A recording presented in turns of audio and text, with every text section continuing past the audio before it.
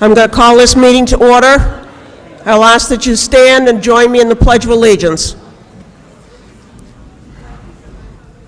I pledge allegiance to the flag of the United States of America and to the republic for which it stands, one nation, under God, indivisible, with liberty and justice for all. Thank you very much. Folks that are still checking in, please proceed to check in, but do so quietly.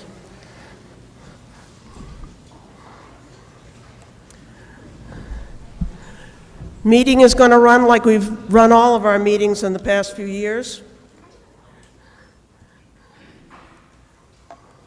We'll proceed through the articles on the warrant in the order in which they appear. I'll announce the number and the subject of each article, and we'll recognize an individual for the purpose of making a motion. Once we have a second, that person that made the motion will be allowed to speak first to that article. Once that person is done, the motion is available for debate in the room to any registered voters. If you want to speak, if you would line up at the podium that's in the center of the room here, we allow you 3 minutes, and I'll recognize you as you come to the podium, including the school board members. Please address your comments or questions to me. We don't debate between members of the audience. If someone wants to call a question, you're free to do it if it's the first thing out of your mouth when you get to the podium. But you don't get to have your say and then call it. I'll determine if it's appropriate to call a question. If we still have speakers waiting to speak, I may delay until we've heard from those, but we'll see how that goes. We can amend these articles. I'll consider one amendment at a time. If you wish to do it, please put it in writing. We have paper and pencil up here. Brian's got it. If you do, so that I have what you're trying to do exactly. We'll discuss the amendment, and then we will vote on whether we want to amend the article. That's the only vote we will take. Once we decide whether we're going to amend it or not, then we'll go back to discussing the article. And when we're through discussing it, that article will move as is to the ballot for next month. I'm going to remind you that we're all neighbors and friends. We have differences of opinion. I'm going to ask you to be courteous, respectful of each other. We've always done very well in these meetings and haven't had an issue. Non-voters are not allowed to speak unless it happens to be an expert on a particular issue that we need to hear consultants on. You should all have, or if you're a registered voter and have checked in, you should have an orange card. That's what enables you to speak at the podium. If you don't have one of those, don't get up. If you leave the meeting, please take it with you. Giving it to your neighbor won't help. All right, I'd like to proceed now. Shannon, if you would like to introduce your board. Thank you, Madam Moderator. I will first introduce my board. I am Shannon Barnes. I am the chair. To my right is Cinda Gwal-Yumi, who is our vice chair. To her right, to her left, sorry. Your right is Andy Schneider, board member Naomi Schoenfeld, Dr. Naomi Schoenfeld, and then board member Brandy Nunez. To my left, I have our staff attorney, who is from the firm of Wadley, Starr and Peters, Kathy Peel. To her left is our superintendent, Mark McLaughlin. Behind me, from your left to right, we have Patricia Heinrich, our school district clerk, Matthew Chevanel, our assistant superintendent of business, and who will be here shortly is John Fabrizio, our assistant superintendent for curriculum. Thank you, Madam Moderator.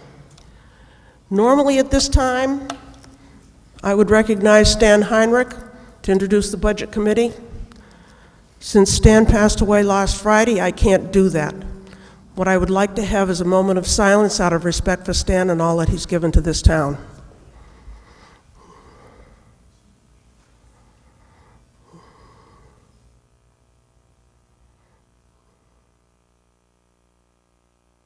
Thank you very much. I'd like to introduce Chuck Maurer, if he would introduce his Budget Committee as the Vice Chair.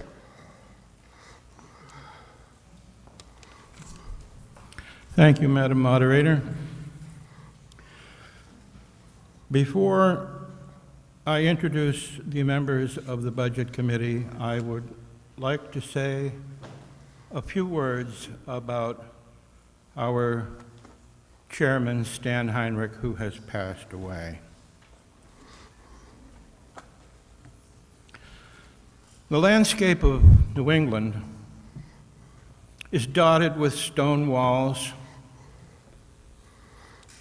white steepled churches, autumn leaves, truly the wonder of New England. But it's people that give us our sense of place. Stan Heinrich was such an individual. Stan moved here 35 years ago with his family and immediately began to participate in a community that welcomed him. He worked as an EMT, he worked for the Merrimack Ambulance Rescue Service, he worked for the Red Cross, he gave training seminars, he got involved in the Budget Committee, which then was the Town Budget Committee, and then after the Town Budget Committee was dissolved and a school district budget committee formed, Stan, of course, stepped right up to the plate. And 28 years of working on the school budget committee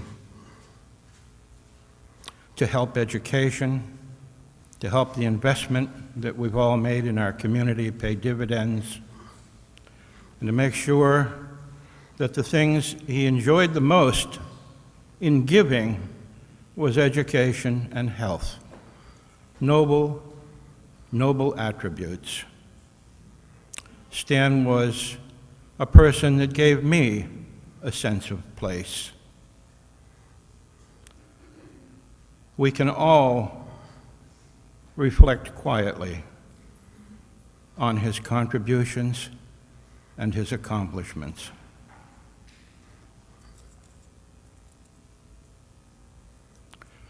Having said that, let me now introduce your 2019-2020 Budget Committee in no particular order, other than beginning with our former chair, Stan Heinrich, myself, Vice Chair Chuck Mower, Amanda Heidberger, Lee French, Jordan Gualiumi, Andy Hunter, David Ilg, Shelley Jacoby, Carol Lang, Mackenzie Murphy, Gillian Savage, Brian Stisser, and our school board liaison, Andy Schneider. Thank you very much. Thank you, Chuck.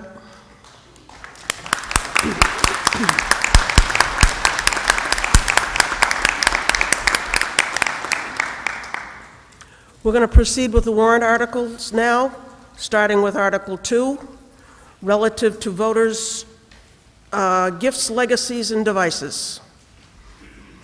Do we have a motion? Naomi?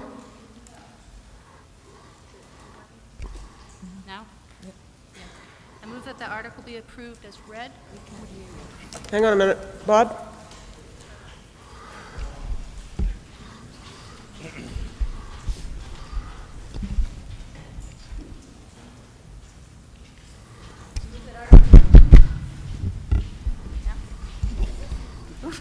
You're good to go. There. I move that Article 2 be approved as read. Shall I read it? As printed?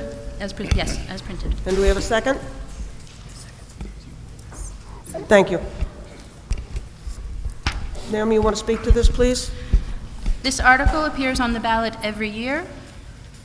It would allow the Merrimack School Board to accept gifts of personal or real property during the year, such as land. It exists in order to allow the school board to accept property on behalf of the district. If this article was not approved, all non-cash donations would have to come before the voters. This does not negate public discussion by the school board and would still require a vote of the board. Anyone wishing to discuss this further? This is Article number 2. Seeing none, it will move forward to the ballot as printed. Article number 3, relative to the School District Repair Capital Reserve Fund. Cinda? Yes. I'd like to move it as presented. Thank you. We have a second? Thank you. Cindy, you want to speak to this? Yes, please. This article funds existing capital reserve account for general unforeseen and therefore unbudgeted repairs to the district facilities and equipment. During previous school years, the fund has been used to replace one section of the high school bleachers in the amount of $98,500 and $225,000 for bat mitigation of Master Cola Upper Elementary School. The current balance in this fund is $350,000, and the addition could bring that amount close to $500,000, which could be used for boiler failure, non-functioning fire alarm panels, or a catastrophic computer hardware failure at the server level. These are just examples of potential expenditures that do not always coincide with the budget process. For instance, the boiler replacement project at Master Cola Elementary School that happened over this past summer cost $400,000. Any expenditure from this fund requires a vote of the school board in a public meeting, as the school board is the agent to expend funds for this article. Thank you. Any further discussion on Article 3? Seeing none, it will move to the ballot as printed. Article 4, relative to the window replacement at Merrimack High School. Do I have a motion? Madam Moderator, I move to put forth this article as presented. And a second, please. Andy, thank you. Shannon? Thank you, Madam Moderator. This article appropriates $325,076 to replace 26 windows at Merrimack High School that are the original 1970 edition. These windows have lost their seals, appear cloudy with condensation between the panes of glass, and have compromised locking mechanisms. The current operational procedure to secure these windows is the utilization of a stick propped against the inside sliding jamb to prevent unauthorized entry to the building. The location of these windows is along the east side of the building's exterior wall, adjacent to the beginning of the bus loop at the Merrimack High School. Just a note that the caulking around the windows does contain asbestos. It does, however, present no present danger to students due to it not being friable and thus not getting airborne. Testing was done and confirms this on the inside of the windows only. If passed, there will be 2 bids for this project, one for the asbestos removal and one for the replacement of the windows themselves. This is a commercial application and has no relevance to what a homeowner may encounter. They will have to be custom made and reflect the dimensions of the openings and are not a standard size. This was placed as a warrant article as the windows are functional, though not operating optimally. So we chose it as a warrant article versus being in the operating budget for that reason. Thank you. Anyone else would like to speak to Article number 4? Come right ahead. I want to see your orange card and identify yourself, please.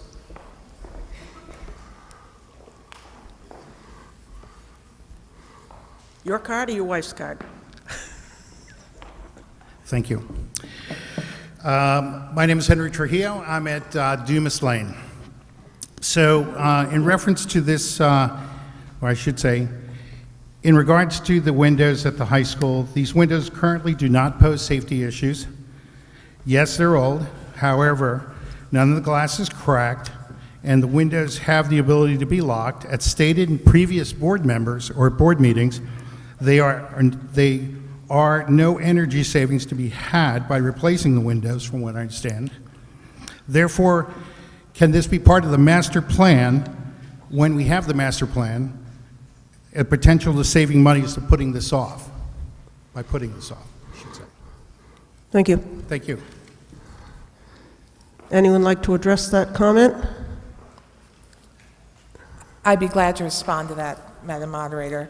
And the master plan is designed for design and planning and not for maintenance of our district.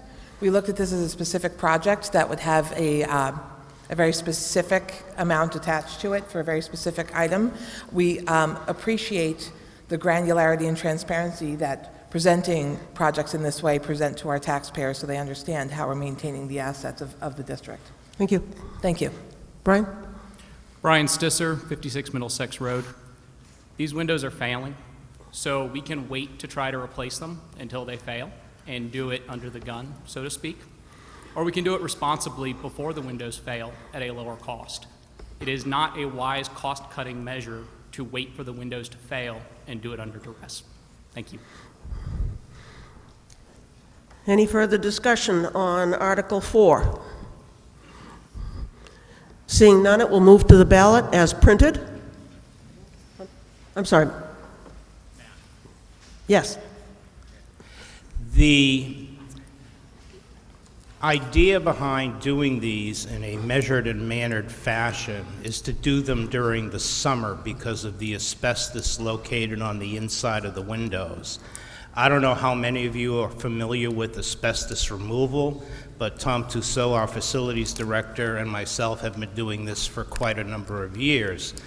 What it requires is evacuation of those classrooms, complete tenting of the inside and outside of the building, air exchanges, and then people to come in who specialize in such things, and to get that done because we have to disrupt that whole wing of the building.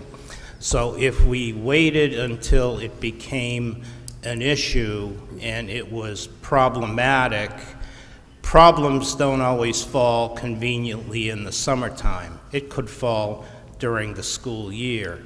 And so in that case, we would have to relocate that wing, do the asbestos removal, do the window replacement, and then relocate, I don't know how many kids in 20-something classrooms back into that area. So that was the thought process behind doing this and making it a summer project. Start it, the second school ends, and finish it like all the other summer projects right before the teachers show up. So that's the mindset behind that, just for your information. Thank you. Lee French, 26 Brenda Lane. I'd like to point out that the earlier statement regarding the windows not keeping heat in a better fashion was not completely accurate. My understanding is that a qualitative analysis could not be done. Is that right, Matt? Yeah, that's correct. Obviously, if you have windows that have lost their seal, I owned a house that's built in 1939, so I'm familiar with windows that have lost their seal. And my wife's saying, oh my gosh, it's drafty in here. Can you get these windows replaced? But it never seems to happen because I don't seem to have the time. But obviously, when you put in windows that have like a triple glaze to them, you're going to have some savings. We just don't want to go out there and quantify that it's going to save you X amount of dollars, because that's really going to be determined. So the earlier statement wasn't completely accurate that it will not save heat. It will save heat. Correct. We It's just don't want to go how out much and that we say, know. Right. this is how much it's going to save. We don't want to correct build this warrant article on the back of potential savings that we have not specifically quantified. We don't want to mislead you. that. Right. Just wanted to clarify that. Yeah. Thank you. Thank you. Anyone else on Article 4? Seeing none, it'll move to the ballot as printed. We'll go on to Article number 5, relative to hiring an engineer to collaborate with the public in open community forums, designed to develop a master plan study. We have a motion here. Andy? Madam Moderator, I request we move this article as printed to the ballot. Thank you. And a Second. Thank you, Shannon. Andy, you have the floor. So this article appropriates $82,500 for the purpose of hiring an engineer to collaborate with the public, school board, planning and building committee, and the Town of Merrimack Public Works Department in open community forums designed to develop a master plan and document to include a series of options for the use of the Merrimack High School property and school district property around O'Gara Drive, which is the high school, and then the road that goes up this way on that side that goes along the highway and connects to Babusk Lake Road. It would optimize student and staff parking with an eye towards safety, traffic flow, and the planning for the proper placement of lighting. It will also consider the work done with the Town Center Committee to complete a safe walking loop around the O'Gara Drive property and connect this to the existing sidewalk on McElwain Street.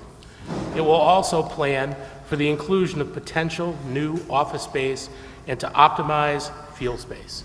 So overall, this article is to fund and engineer to work collaboratively with the public, having meetings with the public to determine what should go into these spaces: parking, other activity areas, tennis courts, basketball, things that would benefit the community and the school as part of an overall plan to address the parking. Anybody who's got a high school student that parks in the mud pit, I've done that 20 years ago, to be able to address that as well. So the idea is to start planning and fund and engineer to be able to make sure that what is planned and what the community wants is viable and something that we can bank on moving forward.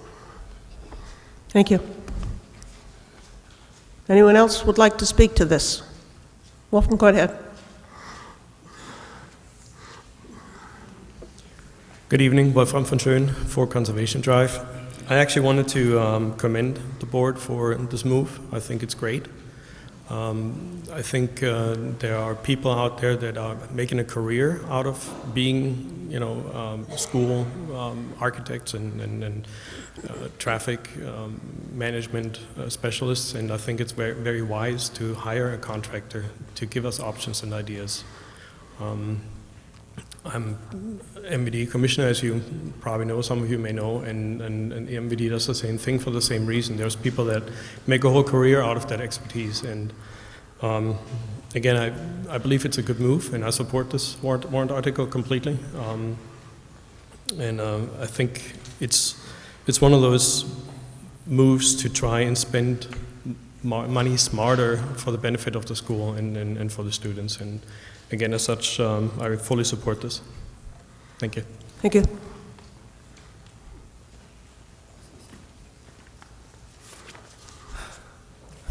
Rick Foot, 129 Indian Rock Road. I'm sorry, what was the name? Rick Foot, Thank you. 129 Indian Rock Road. I don't support this at all. Going through the school areas, it's pretty easy to figure out where you can park and where you can't park. You knock down a few buildings, not going to change anything. Don't think you need to hire an engineer to tell you, you knock these 3 buildings down that are old and anyways, they're death traps. Knock all those down, you get an extra 20 parking spots. Trying to build something else, you know what the school's got there for parking. There's nothing else. You don't need to hire an engineer to do that. Kind of a waste of money. Thank you. Thank you. Anyone else want to speak to Article number 5? Seeing none, it will move to the warrant as printed. Article number 6, relative to replacing the bleachers in the Smith Gym. Thank you. I'd like to move it as presented. Thank you. Second, Naomi, thank you.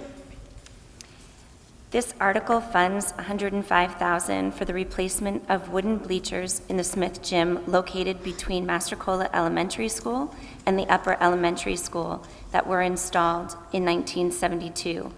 These bleachers are 8 rows high and are not ADA compliant, offering no railing systems for safety and no accommodations for those with wheelchairs. The welds and internal structures on these bleachers are inspected and repaired annually and always require an additional vigilance during the school year. They are structurally sound, but need to be replaced with bleachers that offer safety of railings for the public and students moving up and down these steps, and accommodations for those who are physically challenged. Anyone else would like to speak to Article number 6? You heading this way?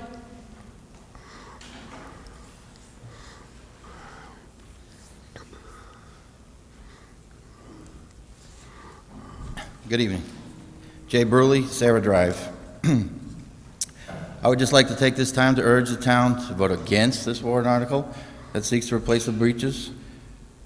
It is my understanding that we are not required to replace the bleachers because of ADA compliance issues, as they are grandfathered in. As to the issue of accessibility proceeding for those with mobility issues, the first row can easily be designated and set aside for folks who might have trouble walking up the bleachers. A simple sign could take care of something that courtesy should have and can save the taxpayers $105,000. In short, the new bleachers are an unnecessary expense that will not be safer, will not hold more people, will not be more comfortable, and are not necessary. Thank you. Thank you, Jay. Anyone else for Article 6? Seeing none, Article 6 will move to the ballot as printed. Moving to Article 7, which is the operating budget. Chuck, I think I'm going to give you the floor for this one, if you would like it. I'd be more than happy, thank you.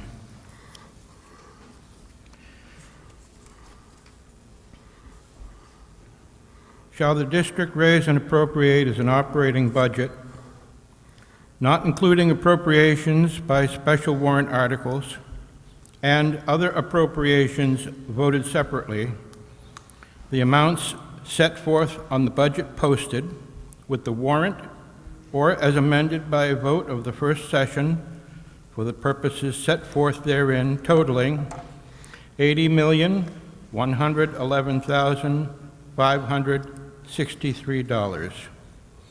Should this article be defeated, the default budget shall be $80,264,413, which is the same as last year, with certain adjustments required by previous action of the district or by law, or the governing body may hold one special meeting in accordance with RSA 40:13, 10, and 16 to take up the issue of a revised operating budget only. Majority vote required. Recommended by the school board, 5-0-0. Recommended by the budget committee, 8-0-0. Do we have a second? Jordan, was that a second? Thank you. Go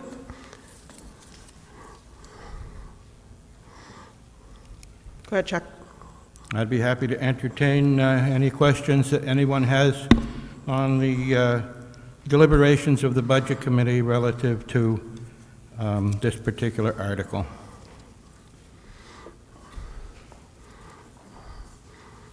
Any questions or discussion on the operating budget? Rosemary? Hi, Rosemary Rung, 21 Ministerial Drive. I'm going to direct this question to Matt Chevenel. I noticed on the budget and revenue summary, which is on page 4, under less state education grant for the proposed budget, my understanding from DOE, and I believe we had a conversation in your office about this back in December, was that Merrimack was going to be getting more state aid, so it would lower the tax rate. And the number I have is $8,999,518.17. But I just see the same revenue in the proposed budget as was in this current year's budget.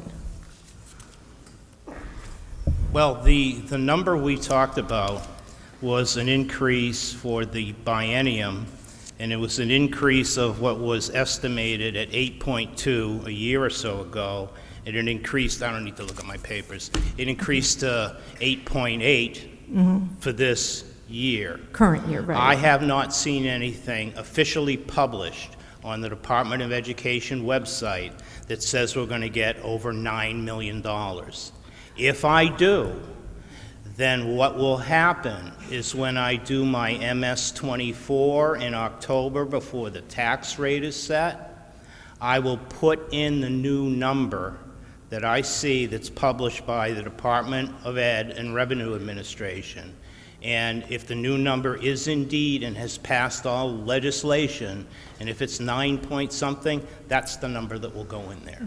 Well, the legislation's already been passed. It was passed last October. So the number for this Okay. year Well, is the we're- same, I mean, Yes, the budget's because the the same. increase was for the 1920 budget, which is the same as the 2021 budget, and we sat in my office and we discussed this at length, so that was the increase. Well, It increases because the state passes a 2-year budget, right? correct. Correct. But the so formula when is the- based, the number isn't the same year to year because it's based on a formula. Well, it needs to be the same. It used to be the same year to year, but this is what the number that is published. It was the increase for 1920, and it's the same number published for 2021. If I find out that when I go to 2021 and I go on the DOE website, and if it's not that, I will make the correction and I will definitely put that on my MS-24 to reduce the taxes, because DRA and DOE are not going to let me get away with a number that reflects state aid that is not correct. Okay, well, when we were in your office, I emailed Michael Kane from the budget office at the state, and he confirmed that the estimate is 8.99 million, and in your email, you said this number is new to me, so I will adjust my sheet. I can give you a copy of that email that you sent me. Not tonight. Okay. I just wanted to bring that up to your attention because the state reps in Merrimack worked really hard to bring more state aid to Merrimack to lower the tax rate, so it's important to us to have accurate numbers in the revenue. What did you say the number was, 8.9? Yeah, 8.999, Okay. 51817. Your email to me was on December 17th at 12:34. Okay. Well, the number I have is, that's published by the DOE, is 8.893849. You're saying it's 8.9 and some change. So we're only a little bit off. I want to confirm that number with the Department of Ed and the Department of Revenue Administration officially. Okay. I don't know who you were speaking with. If it was a politician, I take that with a grain of salt. But what I want to see is what's coming to us as allotted from the DOE and the DRA and sanctioned and blessed by them. And that's what I will put down. Well, I take offense to your remark, Matt, with all due respect. This email that you sent to me was in response to Michael Kane. He said, based on DOE's preliminary estimates below, and he gave the numbers, and he actually provided the link. So this isn't like some politician saying something. This is something that was taken from DOE. Well, and your reply to me was, this number is new to me, so I will adjust my sheet for 2020, 2021. When I see it, I saw, you just said the word preliminary. Preliminary to me does not mean final. We're talking less than $100,000 change. I guarantee you that when the MS-24, which is the estimated revenues, goes in to be bounced against the tax rate, that number, if it is indeed correct, and so far if preliminary is correct and it's now solid, that number will go in there. But for illustration purposes, the word preliminary gave me cause to pause, because again, I don't want to make promises to everybody that I can't keep. And I apologize for the remark about politicians. I didn't mean that. I'm sorry, Rosemary. Okay.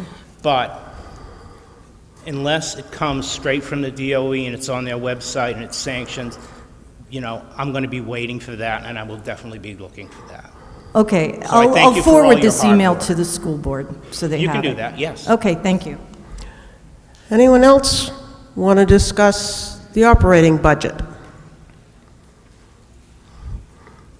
Seeing none, the operating budget article will move to the ballot as printed. Lee? Article 8, the last one here, is a petitioned article with a primary purpose to raise the building known as the former Brentwood School.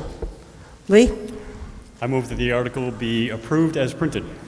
Lee, please identify yourself, address, please. Lee French, Brenda Lane. Thank you. And do we have a second? Jillian, thank you. You want to discuss this, Lee? Sure. And here's my reasoning. The voters decided to purchase the Brentwood, AKA the Red Building, a year and a half ago. And the understanding was to purchase the building mostly for the land and its location adjacent to the high school, figuring it would be useful in the future as a part of a larger project, the master plan that we discussed earlier, to alleviate some of the town's issues. The building was old and in need of costly code upgrades, so even if there was an intention to use it short-term, the long-range goal was to tear it down. It has remained vacant, other than having been used several times by the Merrimack Police Department for active shooter training exercises, and as they have found this to be a very useful resource. Having checked with the Sig Sauer Academy, an estimate for renting their training facility for a day is about $1,800. Although I hate to take this usage away from the police department, I don't believe it is fair for the taxpayers to pay for it at a cost of almost $2,000 a month. The school board decided last year that they wish to hold off on adding $200,000 to the budget to tear it down, instead waiting for the master plan to come to fruition and potentially saving money by having it be part of the larger master plan project. The budget committee voted and recommended $200,000 get put in the budget to tear it down, which was then voted down by the school board. Another potential plan was to shut off the utilities and board up the building.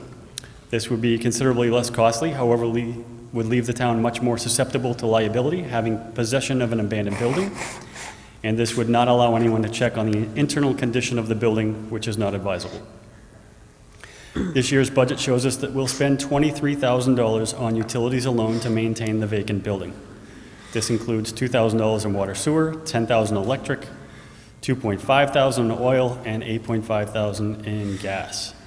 Other incidental costs include a weekly hour-long walk through the maintenance department to do a checkup, as well as maintaining the grass throughout the summer. Back to the master plan, there is a warrant article on the ballot to raise $85,000 to hire an engineer to help design a master plan for the high school for potential upgrades. There is not enough parking as it is for the students who currently overflow on O'Gara Drive. This master plan study would guide us on how best to use the current properties we have. If the master plan article passes, it will likely take up to 2 or 3 years before the funding is approved and the master plan is implemented. Each month costing you and I almost $2,000 for a vacant building, as well as eliminating any potential cost savings the school board believes there would be. There is no guarantee that this article will pass, and if it does not, how much longer will the time frame increase before the master plan is implemented, all the while throwing away our tax dollars? The warrant article requests that we raise $125,000 now, remove the building, add fill, spread gravel to temporarily alleviate the lack of parking issue, which many people see as the more immediate need. Thank you. Thank you. Is there anyone else that would like to discuss Article number 8? Mr. LaRue, I see you heading there.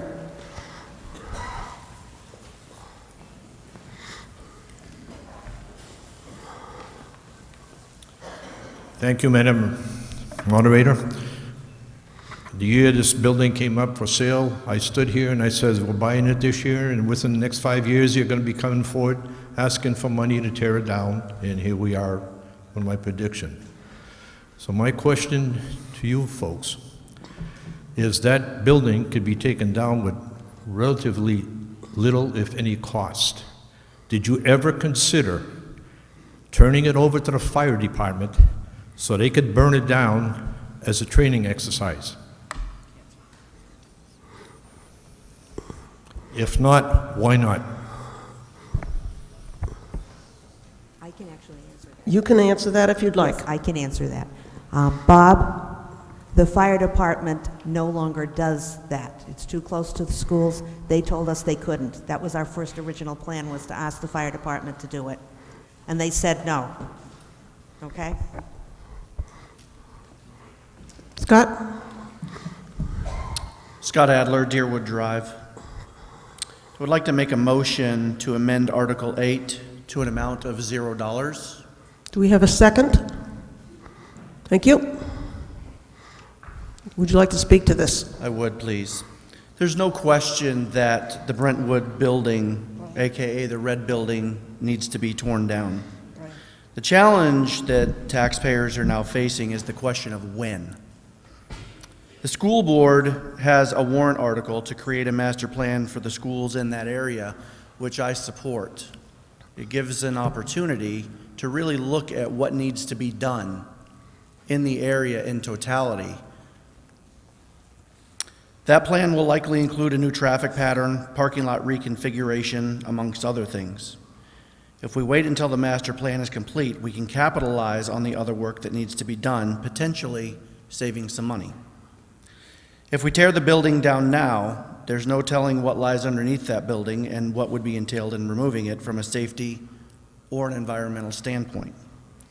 Ultimately, that means once we start the tear down, we must finish it regardless of the cost based upon what may or may not be found. Once the building is torn down, the parking lot must be made usable.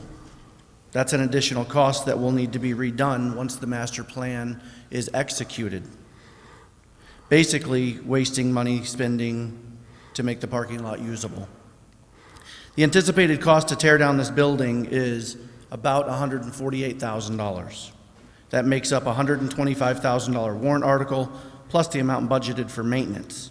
Keeping it open will cost about $23,000. That amount may be able to be recouped with potential additional savings if bundled with additional work during master plan work, should that move forward. In closing, this isn't about doing blind cuts. In fact, I know that as a taxpayer, we're going to spend a little bit more money. But I think it's the prudent thing to do to make sure that we do what is in the best interest of the master plan and the students and the school board. The timing is just not right.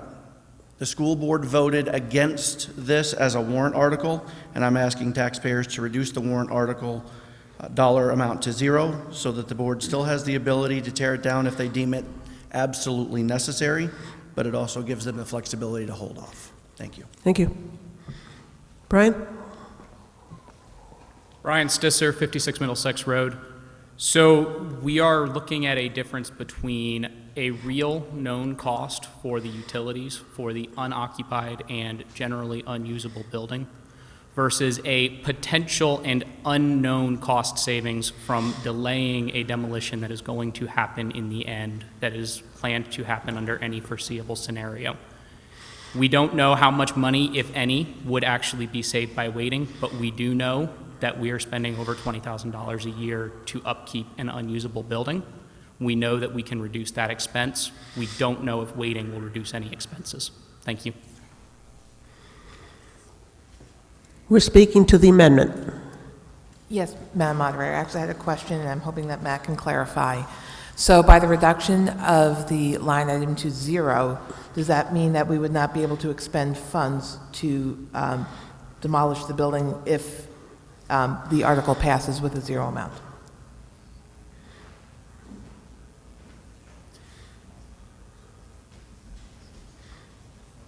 Matt, I think that was addressed to you. If it's zero, you can't spend any money on it. Right. By putting the... well, So the obviously- flexibility that was being discussed would not be there, correct? Correct.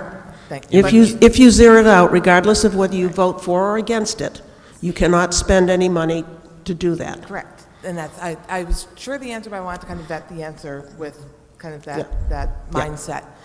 Can I just ask another question, which is not a request for an amendment or Just amending do it. anything? And that is, if the amount changed to $1 and it cost more than $1, we then allowed to be doing that?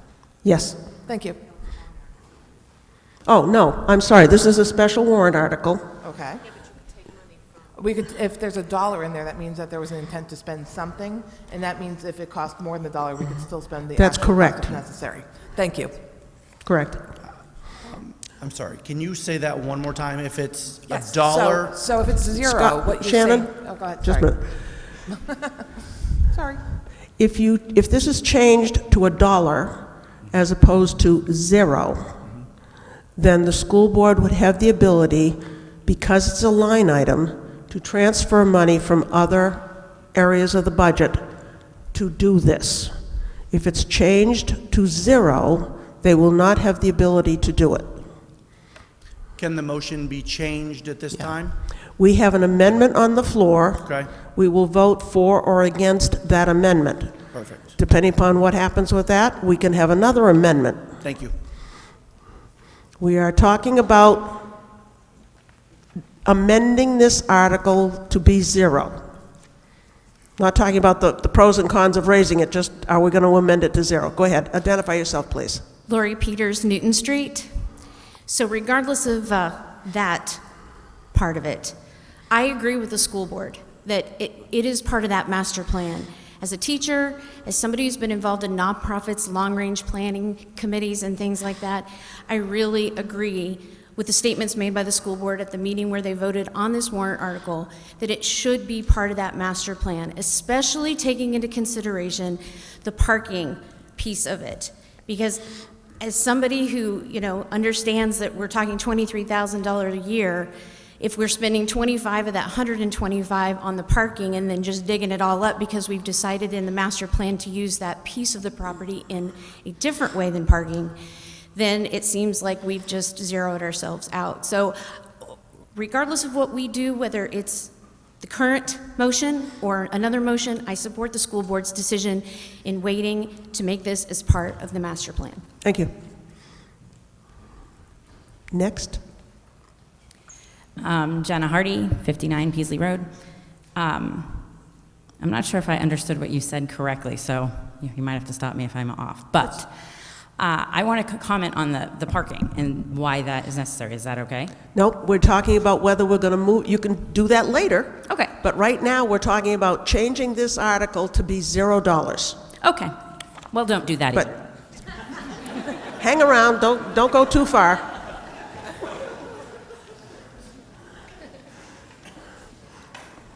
Go ahead, Chuck. Chuck Mower, 4 Depot Street. I must have been prescient a couple of years ago when I predicted this kind of nonsense would take place over a building that amounted to nothing. That building is not fit for human habitation. How the Brentwood School ever got away with it, I don't know. But your budget committee, in 2 separate years, have voted to tear down that building as an economy, a cost savings to the community. The Planning and Building Committee has also supported the tearing down of that building. I think, quite frankly, that we've had 2 years plus of discussion about a building that ought to be gone. It just ought to be gone. There is no practical value in keeping that building, and we are losing money every time we extend unnecessarily its life. Your Planning and Building Committee has told you that. Your Budget Committee has told you that for 2 years. The townspeople who recognize the value and the practicality of getting rid of that now have told you that. To continue this kind of nonsense by taking away all of the money to actually do anything is to only pretend, half by cute, that you're actually doing something favorable to the school district and the taxpayers. Thank you. Andy Hunter, 15 Mountain View Drive. I guess I have a question. Lowering it to 0, does that, or change, excuse me, lowering it to $1, does that give the school board any more flexibility? Yes. Or less flexibility than leaving it at the $125,000 it No. currently is? As long as there is an item, there's 2 things that comes into play. As long as there is money in that line, on that article, the school board has the ability to raise the building. If you reduce it to $1, then you are not appropriating any additional funds to do it. If you leave it at the, what is it, the 125, then that 125 that we're raising and appropriating can only be spent to raise the building. They can't, if it only costs them $80,000, they can't use the rest of the money for something else. And then one clarification on the previous comment, the police department is using that building. I called the police department, they do use that building for training. They just completed some special response training there, and they have some patrolman training scheduled for this spring. So the building is of use, as is to the community. Thank you. Brian? Brian Stisser, 56 Middlesex Road. So to go back to the flexibility for the school board, I think it's important for everyone to realize that zeroing this warrant article out takes away flexibility from the school board. If the warrant article were to pass as is, the school board still has the full flexibility to choose not to spend the money. If this warrant article is zeroed, you have taken that flexibility away. So if in the next year the school board determines that it is actually more economically viable to raise that building during this budget year, if you vote to zero this out, you are taking that away from them, and they don't have the flexibility to do it. That's correct. Lon? Lon Woods, 2 Arbor Street. I respectfully move the question. Thank you. We are going to, this is where your orange cards come into play, not just identifying you, but if you want to vote on this, we're going to vote to reduce the dollar amount only on this line, on this article, to zero. All those in favor of reducing the dollar amount to zero, please raise your orange cards. I see a handful. All those opposed? I think that's pretty clear. Okay? The amendment fails. Is there any further discussion on this article? Seeing none, this article will move to the final warrant, or the final ballot as printed. I would like to do one further announcement. We have elections coming up. The filing period for both town and school is still open until Friday. If you're intending or have any idea of filing for a school district position, Pat does have filing papers with her tonight. It'll save you a trip down to the Blue office. So if you're interested in doing that, see Pat afterwards. Otherwise, normally, I don't know, Jen, do you think we've had enough? So what would you like to do? Motion to adjourn. Thank you.